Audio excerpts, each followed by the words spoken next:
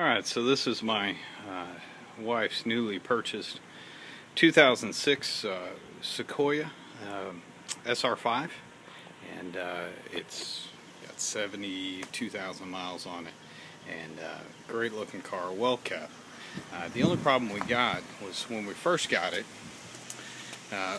first thing we noticed when we got home was if we parked our car on the incline, like we always do, our driveway slants down pretty good, so nothing crazy, but good enough. Even on the slightest incline, here's what would happen. Boom, door would shut every time. And so it took me a little while to do the research, but eventually what I found out was this was called the check assembly. And so I just finished this one. Just didn't think it was a great idea that those things shut instantly every time you got in. So we're going to show you how to do that. The check assembly is this little part right here. See, we've got our new part here that's going to match up.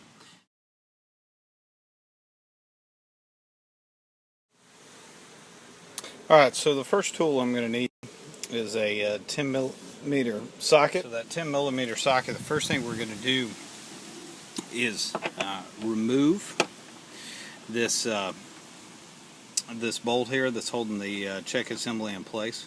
So that'll be our first part, is to just pull that off. So when we do that, that's just going to come straight out like so. Easy to pop out now. Just do that.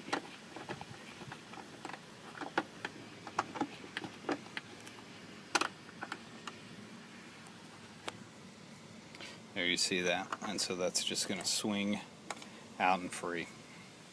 So now you see that's removed from there, and we're going to move to the next step, which is taking the door assembly apart, which will be the trim. That'll be our next step. So it should be pretty easy to see that this part is going to need to remove these two bolts. So that'll be the first step there. But before we do that, what we're going to do is go ahead and remove all the trim pieces so that we can have access to that piece to slip this out and then put our new piece in. Alright, so the door assembly on the Sequoia is pretty straightforward. You're going to need two things. One is a flathead screwdriver, and the other would be a Phillips. And so we've got both those, so let's get started. So the first thing you need to look at is this little round piece right here that sits directly under the door handle armrest. So we're going to just pop that off. So if you look inside here, you can see there's a Phillips head screw right in there. So we're going to pull that out now. Alright, so there's one other piece that you need to get out here first. So we got the screw hole down there. The next piece is going to be the handle. So fortunately, there's a fellow that did this not long ago and showed me how to do this. So now the real there, I've pulled off the assembly for the door here, and I still, as you'll notice here, I still don't have access to this. So the only way to get there is to remove the speaker. So that's my next step. So back out with the socket and we'll get that off. So again here, we're going to use the 10 millimeter socket and remove that. But before I do that, I noticed real quick that I've got a wire coming out to my speaker, so I'll remove that, and then off we go to remove the speaker assembly. Right, so now I've removed the speaker, and then it's going to be a little hard to see, but we'll see what we can come up with here. We're going to go inside there, and now you should be able to see up in there, that's the back side of our part there, and that's what, when we take that out, we're going to be able to get access to it there. Next step is going to be to come in here and remove those bolts, or those nuts rather, from those two bolts there. And once we have that done, we'll be ready for the next step. Alright, so now my assembly is loose, so I don't know if you can really see it, but my hand's on the other side. I'm just going to take and turn that a little bit. Got to take my bolt out there, so I'm going to remove that, and then just go right on back, pull that guy on out, out the speaker hole, and there we're done with it. Now it's time to put my brand new assembly in. So I'm just going to come through my speaker hole.